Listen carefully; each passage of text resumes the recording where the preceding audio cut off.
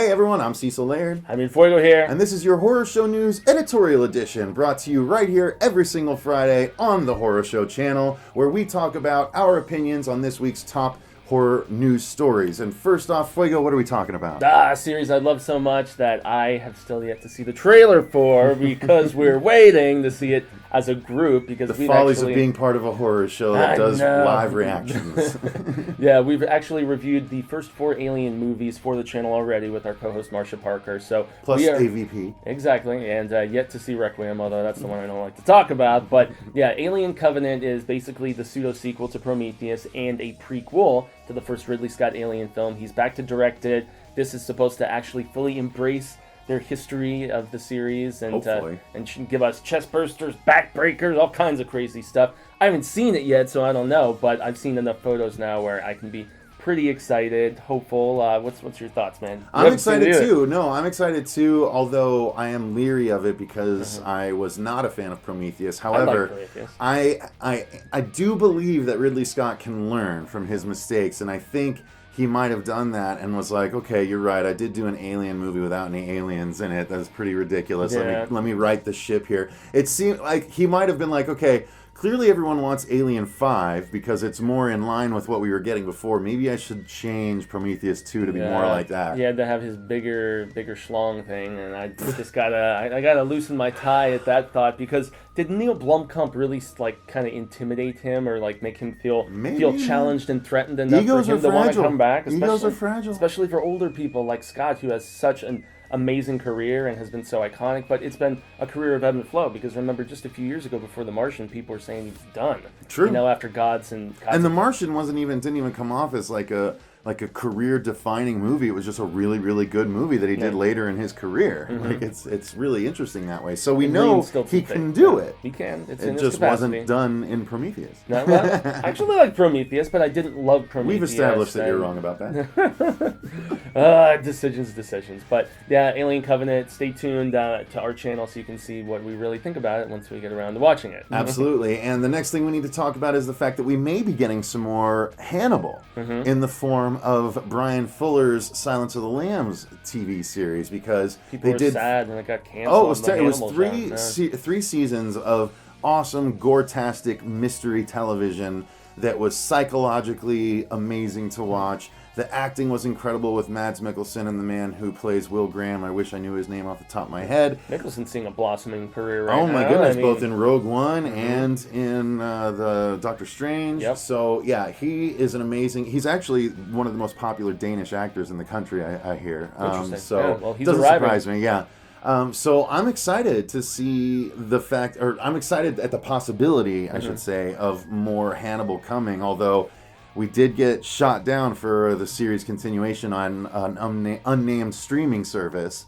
So I don't know if this will actually happen, but Fuller just basically said that he would like to see the series continue in a Silence of the Lambs sort of way. Well, he's a very busy guy. I know he's working on the American Gods show, and he also was initially attached to the Star Trek TV series, which he decided to peace out on. He said that he wasn't going to have enough time, so maybe he's going to free up some of the time to put a script together and shop that around and pursue. And one can hope. And I'm telling you, man, I know you haven't seen it yet, but I haven't. That's why I'm being very vague. You need to watch Hannibal. You'll really love it. So what's next? Another remake that I have less hopes for, because with all the raving you've done about the Hannibal TV series, I think that Silence of the Lambs thing could be rad. I'm not hopeful about this Stephen King It remake.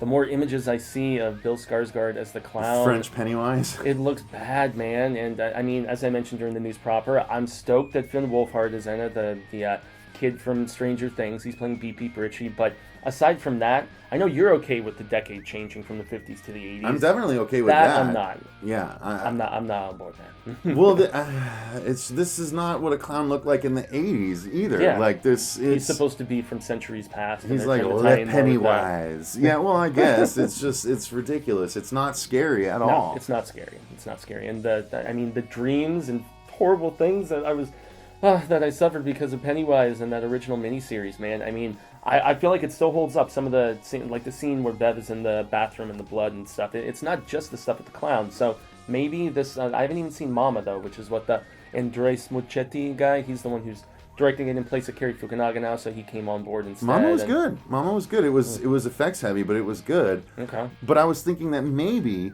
what they're possibly doing is leaving him in his Pennywise form as non-threatening, but they're gonna amp up the CG effects when he goes crazy Pennywise. It's a And possibility. maybe Better than that spider. maybe that dichotomy between the completely non-threatening Pennywise and the super scary CG'd out Pennywise, maybe that's gonna make us hate this other look less. But I'm not super hopeful. I'm not either. I'm trying to keep an open mind, but I don't know. Remakes are a mixed bag sometimes. Like the aforementioned Hannibal, they work well, and other times they don't. I'll definitely be seeing it September 8th when it comes out, or if not before, if we have the possibility to. But yeah, I'm scared, man. And I want it to be R-rated, and I don't think it's going to be R-rated. But hey, we can dream. Well, sometimes remakes are bad, and sometimes sequels are bad. As we get to our next story, which is that we're getting a sequel to that fan favorite Skyline movie from 2010. You remember Skyline, right, Fuego? Oh yeah, I saw that 3 or 4 times in the theater.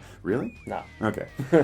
Yeah, no, that movie was not good. It was. I enjoy it for its camp value and the sort of over-the-top effects, and I like Donald Faison and the other guy that's in it, that's in a lot of stuff that I cannot seem to recall the name of for whatever reason. But You'd recognize his face, though. You would, indeed. But it looks... they dropped a clip from Beyond Skyline, and it does not look super great. It looks okay. But it doesn't look terrible. It looks on par with the last one, which was not super great. There's a lot of mediocre horror out there, man. Did you... Now, do you remember watching Skyline at all? Even once? No, I haven't seen it. You haven't seen it at all? Okay. Yeah, it's not super great, so... But it ends like a superhero movie, which is so weird. And if they don't continue with that thread, they're like...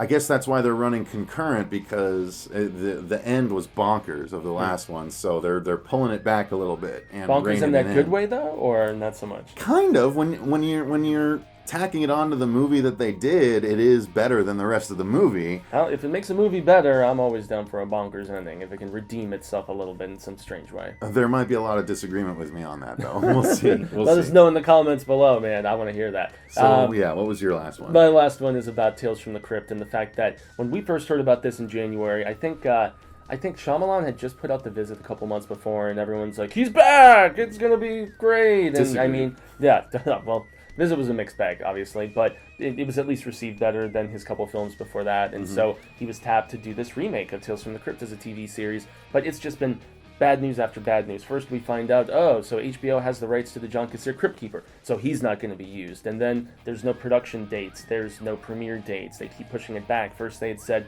fall of 2016, we're past that already. Donuts has been filmed, then they were saying fall 2017, it's going to be in this new horror block. And now they've admitted that the rights are super tough to navigate because of the fact that EC's got a chunk, HBO's got a chunk, and they've made progress, as they called it, but they said they're still so far away and that it's on indefinite hiatus now, but they say they're still working towards getting those rights figured out. I'm wondering if it's going to prove to be too much trouble than it's worth, and they're just going to shelve it in favor of the original material in the horror block and just proceed without. What do you think its chances are, man? I don't know. I mean, if Shyamalan really is a lover of the old series, then he'll fight to make it happen. Yeah. However, if it doesn't happen, then it was just another flight of fancy for the Shamhammer. Yeah, of which he has many. And but if they continue with a horror block, whether it involves Tales from the Crypt or not, I'll still watch it. No, yeah. I mean, horror TV, pretty much as the films that you're going to see us talk about here in the coming days were the best of 2016 and what we're looking forward to 2017. This really was a year for horror TV. In a lot of ways. Absolutely. I mean, in the majority of ways, because there was just so much more of it, especially if you consider hours-wise compared to movies. It's a lot of time to dedicate, man. It makes it tough. So, but absolutely. Yeah, Tales from the Crypt, I'm, once again, not hopeful. So, yeah. Well, that brings us to our last story, which is essentially letting you guys know that we found out from Neve Campbell and Kevin Williamson, two mainstays from the Scream franchise outside of the third one that Kevin did not write. Aaron Kruger wrote that one, and boy, did it suck. It was not very good, no. But 1, 2, and 4 were all really good, and both of these people have basically said that with Wes Craven gone, as we lost him last year, there is no real reason to continue the series, or if they did, they don't frankly know how it would go, because it was such his brainchild that it didn't make sense they don't think it makes sense to try and continue on with it without him. Well, I think another thing that factors in is if Scream 4 had been very profitable, I think it might be a different story. You know, they wouldn't have done the TV series, which is essentially a remake. You know, originally I would have thought a Scream remake on the big screen would have had a better chance than a fifth film. And in a lot of ways, I feel like the fourth Scream really addressed a lot of the stuff that was... So, I mean, remakes are so in vogue in horror, and I felt like the social commentary was spot on in that movie, and that in a lot of ways it was a good final entry in the series, and that they ended it well, even if Sidney did survive, and even if Dewey survived again. I mean, it's just like, you know, it felt like the proper bookend to the series for me. And well, it was, but that's the thing. That's why the TV series felt like a natural evolution, because then they started to hit on, well, what happens when you try and expand a movie franchise into a TV franchise? Oh, so that's some of the commentary? Oh, yeah. Okay, yeah. Well, maybe I'll have to give it a shot at some point, because I've been thinking it's sacrilegious, and I have yet to check it out. I've heard the second season is way better, though. The second season was way better, for sure. And the Halloween special I haven't even finished yet, because we've been so caught up with stuff. But it's really good, too. It's just an enjoyable series. So I don't mind if that's all we get for a while. Yeah, I would love to see another one, but without Wes. I mean, all of this happened, by the way, because Scream, the original film, just turned 20 this past week. And so all these people were doing their tributes and whatnot. So, of course, you know, Sydney or Nev Campbell. Yeah, she's forever Sydney to me. I know some people think Party of Five, but yeah, they were doing the rounds for, you know, the publicity, and that's how this topic even came up in the first place. We weren't sure if it was newsworthy, but we love the series so much we felt it was kind of everyone was necessary covering to the address updates, so we wanted to update you. Yes, we're in the loop too. Scary informative, yo. Hashtag.